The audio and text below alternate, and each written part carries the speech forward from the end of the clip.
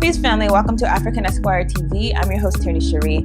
I finally got a chance to watch the movie Judas and the Black Messiah, and I had some things that I wanted to discuss that I think could be of value for us from the movie. Not so much about the movie. I didn't really go into the movie with super high expectations, as I never do with Hollywood productions, and so because of that, I really don't feel too strongly one way or the other about the movie. Some people were saying the movie was trash. Some people were saying the movie was amazing and inspiring. To me, it was a movie that portrayed something and had some things of importance that we can learn from. But obviously, it's never going to capture the fullness of who Fred Hampton was or who the Black Panther Party was. That's for us, the people, to research. That's for us to look into. That's for us to talk to our elders who were there at the time about. But it's not for Hollywood to tell us and for us to feel validated by Hollywood, which is obviously a white supremacist industry in itself. What I do want to focus on, though, are certain lessons that I think are really critical for us as a people moving forward. So, of course, the whole story more so centers around William O'Neill, who was the guy who infiltrated the Black Panther Party. He was a snitch. He went to the FBI and told them information about what the Panthers were doing. He was someone who did not have any affinity for the movement. He was really just there for his own betterment, meaning he was facing criminal charges for stealing cars, and he didn't want to go to jail. He didn't want to spend his life in jail. So because he wanted to save himself, he was willing to betray his people, betray the revolution. To me, the ultimate betrayal is not so much just Fred Hampton. We have to look at this person as someone that was literally betraying an entire movement for liberation. So he was willing to do that for himself. That in itself is something that we should really focus on. As much as I'm sure a lot of you loathe William O'Neill, I'm sure a lot of us feel like he is a pariah to Black liberation. We should basically be disgusted with someone like him, and we should. Let's also keep in mind that there are a lot of ways that this system can manipulate us to sell out in similar ways. Look at the critical issues with William O'Neill. He, again, was trying to save himself. Maybe he had a family he had to take care of, or just parents he had to take care of. Maybe he wanted to have a wife and kids and have some type of life outside of the prison system. So because he wanted to escape imprisonment, he decided that he would take a deal with the government.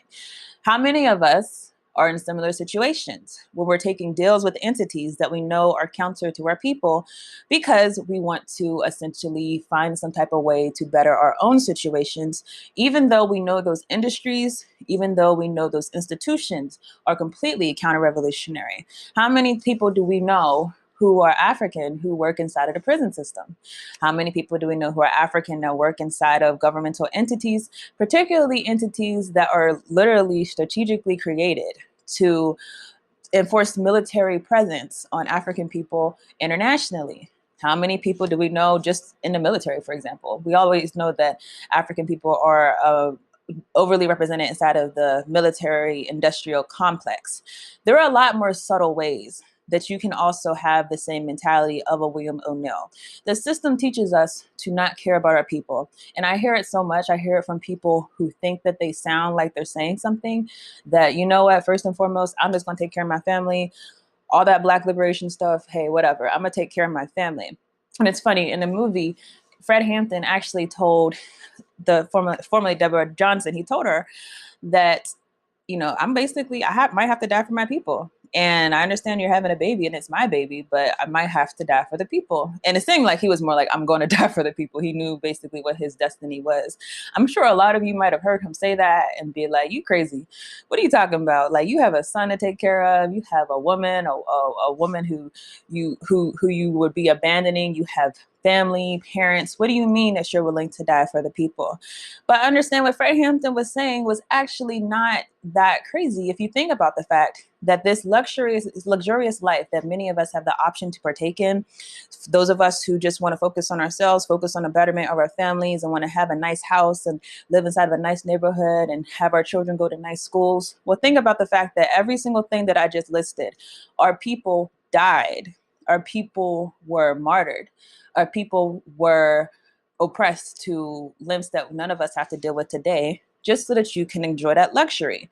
Meaning, if your whole goal is, I just want to take care of my kids, I just want to have a nice business. Okay, let's go with the kids. Do you realize that if your children, assuming that your ideal is to go up to the suburbs and have your children go to an institution that the system tells you is better for them, right? If your children are going to that school, someone literally died for that right.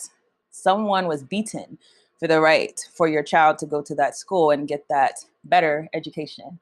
If you're living inside of a neighborhood that you look at as being a stable neighborhood, hey, I don't have crime, I don't have things that are going on that I don't want to expose my family to. My neighborhood is just a nice, peaceful, quiet neighborhood. Do you know how many of your people died so that you can live in that neighborhood? You need to look up the history of your neighborhood, because more likely than not, if your neighborhood is so stable and clean and all that stuff, there's probably a history of residential segregation in your neighborhood. I promise you, there was the first Black family to move in that neighborhood that suffered.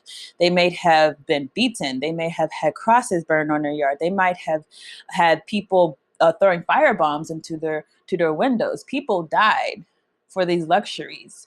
So what I'm saying is that whenever we put into our mentality that it's about, let me do for myself first, and then, maybe I'll think about my people later. All those things that you're trying to do for yourself, someone died for you to be able to do. And so that is a subtle way that the system, the white supremacist system that teaches us to be individualistic, that teaches us to look inward and not look outward, has manipulated our people into thinking that it's okay. A lot of us, what I'm saying, just take care of me and my family, take care of me and my kids, take care of me, and it's about me and me, me, me. We've really been ingrained with the idea that this is fine, that putting yourself first is fine. William O'Neill, he put himself first. That's what he did. I promise you, when he was in the moment of infiltrating the Black Panthers, he really wasn't thinking consciously that, okay, I'm doing something that is literally a betrayal to Black people everywhere. He wasn't thinking like that.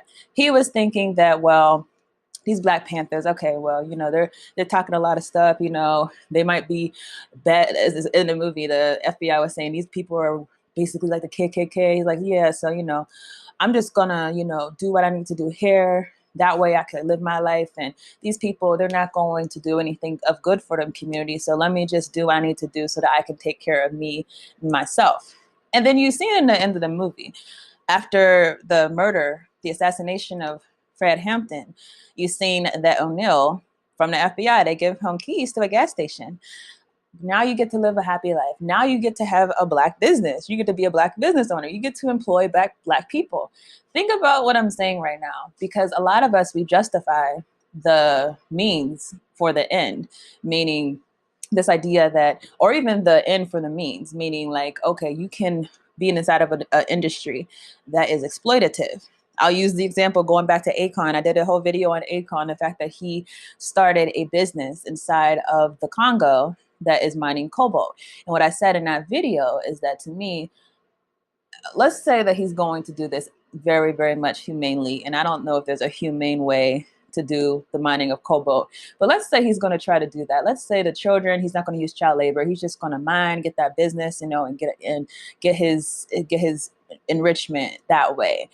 To me, if you're going into that industry, period, without the specific agenda of dismantling the white supremacist hold on the Congolese people and on their resources, then to me, you're just automatically there for reasons adverse to your people. Because there's no reason for you to benefit from an industry that is a betrayal to your people, is so outwardly, unabashedly inhumane to children, African children.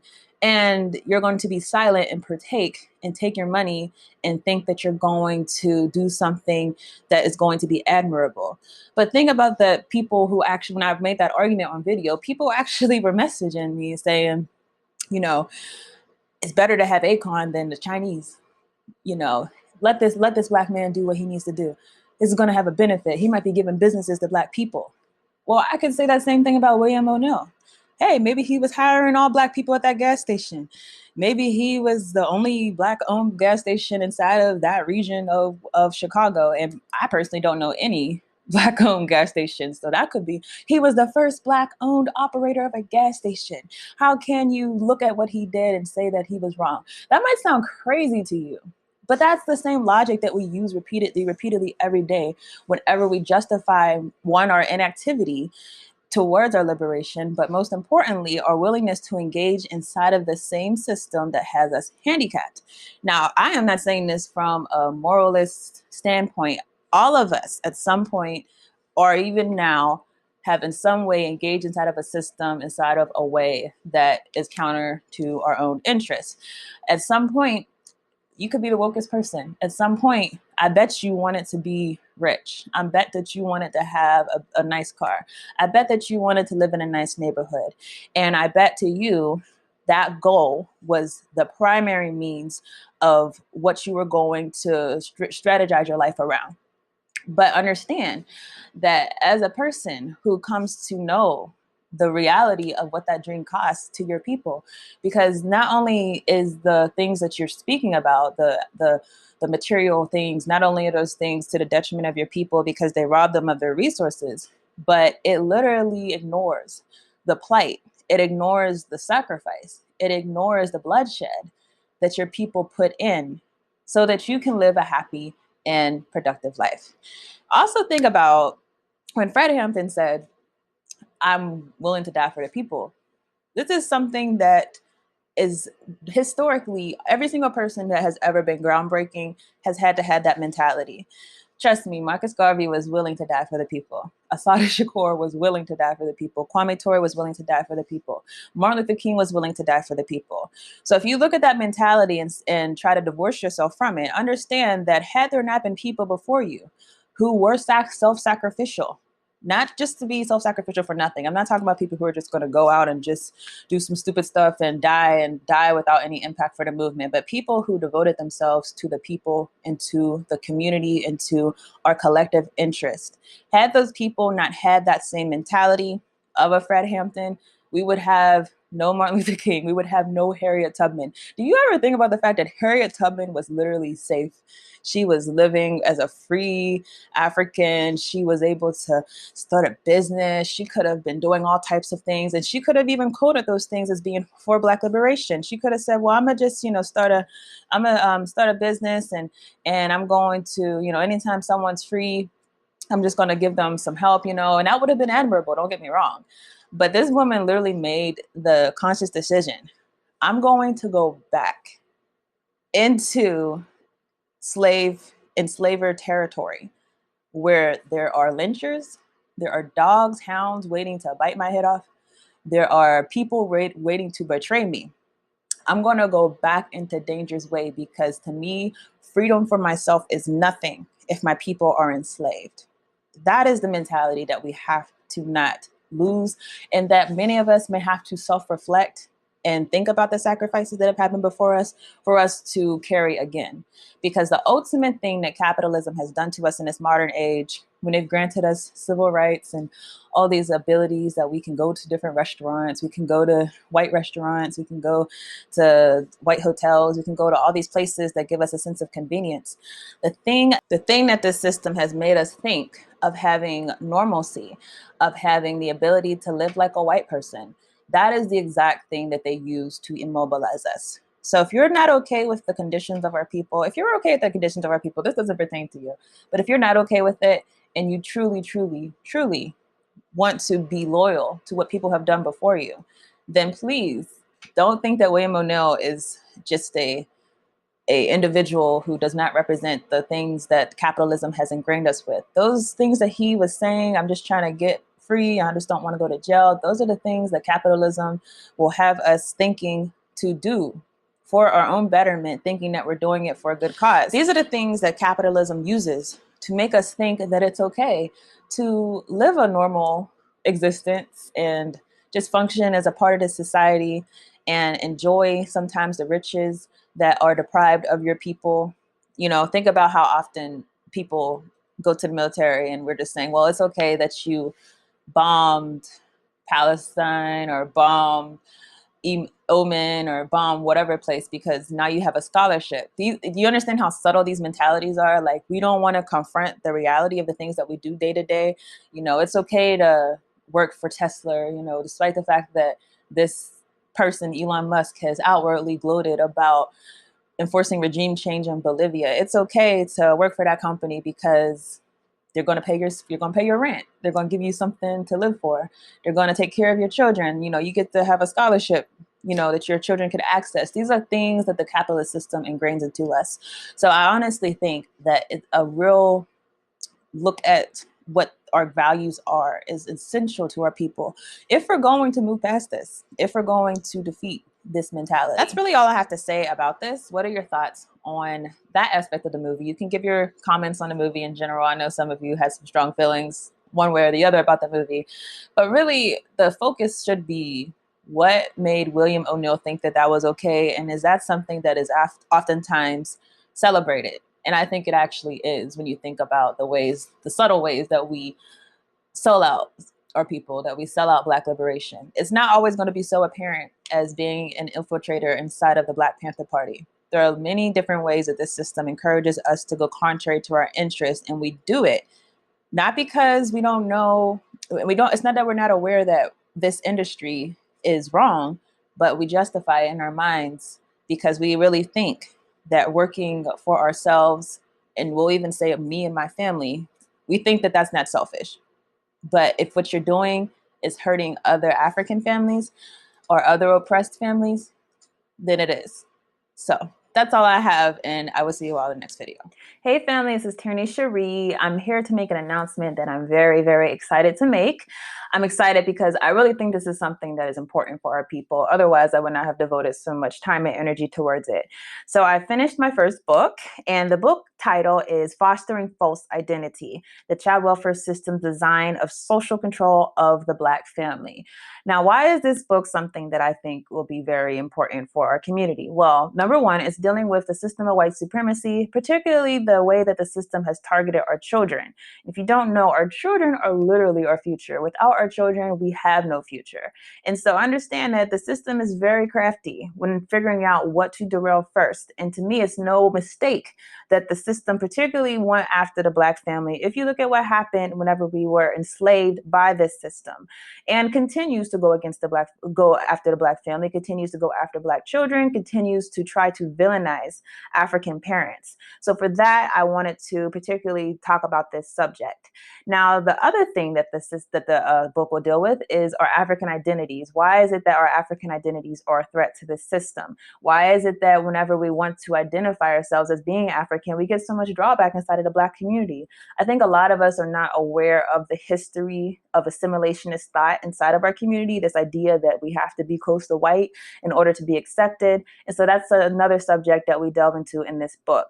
So I'm hoping that anyone who is, obviously, if you're a parent, a Black parent, and you really want to understand why it is that these systems are going after your children, I encourage you to read this book. I hope that it will arm you with a lot of knowledge and a lot of foresight, not just about how to protect your own children, but how to organize in your community, because that's really the purpose of the book, is to say that we have to organize among ourselves in order to protect ourselves from this white supremacist system. And then obviously, if you're an organizer in general, this is something that I think is important for you to read, because like I said, this is a subject in the Black community that we just don't discuss enough. Child welfare is not something that is going to get enough attention. People, obviously, will organize them around other causes, but this is one that is really important that I feel like we have to pay more attention to.